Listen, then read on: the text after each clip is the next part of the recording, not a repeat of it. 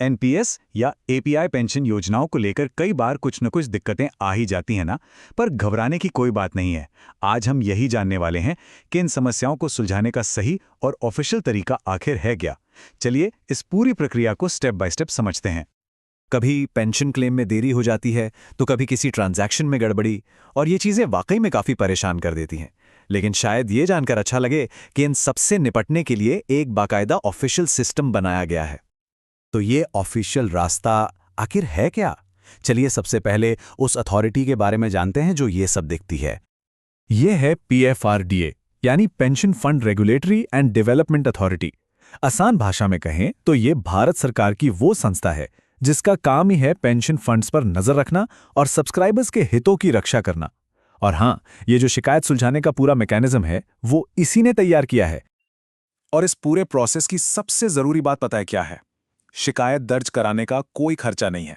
जी हां, बिल्कुल जीरो। ये सर्विस पूरी तरह से फ्री है। अब ये जो पूरा सिस्टम है ना, इसे एक 5 लेवल की सीढ़ी जैसा समझिए। अगर एक लेवल पर बात नहीं बनी तो अगले लेवल पर जा सकते हैं।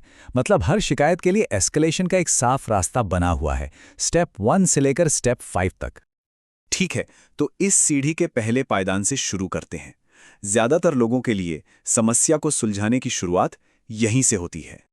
देखिए, सबसे पहला और सबसे जरूरी काम है सही जगह पर शिकायत करना। और वो सही जगह है सेंट्रल रिकॉर्ड कीपिंग एजेंसी, जिसे शॉर्ट में सीआरए कहते हैं। ये वही एजेंसी है जिसने पेंशन अकाउंट नंबर यानी प्रान बनाया था। तो भारत में 3 सीआरए हैं: कैम्स, प्रोटियन ईगॉव जो पहले एनएसडीएल था, और केफिनटेक। जिस एजेंसी ने प्रान जारी किया है, शिकायत वहीं करनी होगी। और अच्छी बात यह है कि शिकायत करने के कई तरीके हैं। ऑनलाइन पोर्टल यूज कर सकते हैं, हेल्पलाइन पर कॉल कर सकते हैं, ईमेल या पोस्ट से भी अपनी बात पहुंचा सकते हैं। तो सीआरए चाहे कोई भी हो, प्रोसेस में ये 4 कदम हमेशा याद रखने हैं। पहला, अपना सही सीआरए पहचानें। दूसरा, शिकायत करने का तरीका चुनें।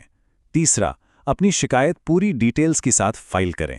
और चौथा, जो कि सबसे ज़्यादा इंपॉर्टेंट है, शिकायत दर्ज करने पर जो यूनिक ग्रीवांस या टोकन नंबर मिलता है उसे बहुत संभाल कर रखें।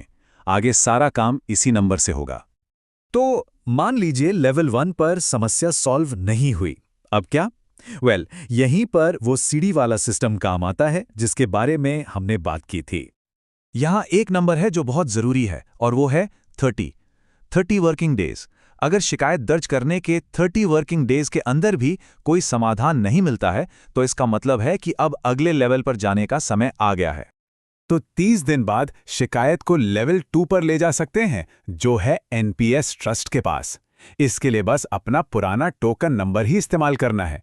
और अगर मान लीजिए एनपीएस ट्रस्ट से भी 30 दिन में कोई जवाब नहीं आता, तो फिर आता है लेवल 3, पीएफआरडीए ओम्बड्समैन। ये एक डेडिकेटेड अथॉरिटी है जो सिर्फ ऐसी ही अनसुलझी शिकायतों को हैंडल करती है। हाँ, यहाँ शिकायत दर्ज करने के लिए एक तय फॉर्मेट में लिखित एप्लीकेशन देनी होती है।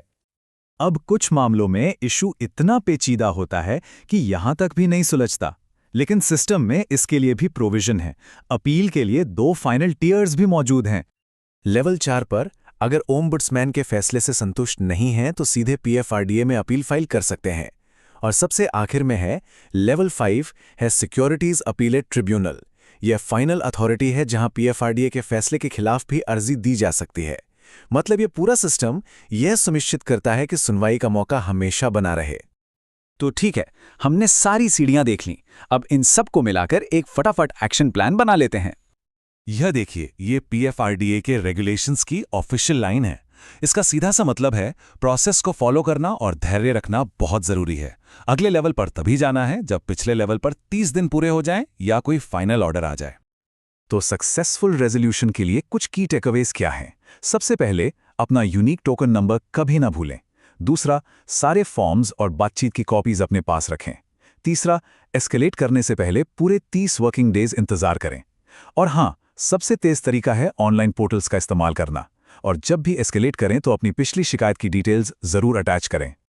तो अब जब ये सारे स्टेप्स पता हैं, तो पेंशन से जुड़ी कोई भी समस्या आने पर घबराने की जरूरत नहीं। इस सिस्टम को समझना ही अपने आप में एक एम्पावरमेंट है। ये जानकारी अपने हितों की रक्षा करने का एक जरिया है।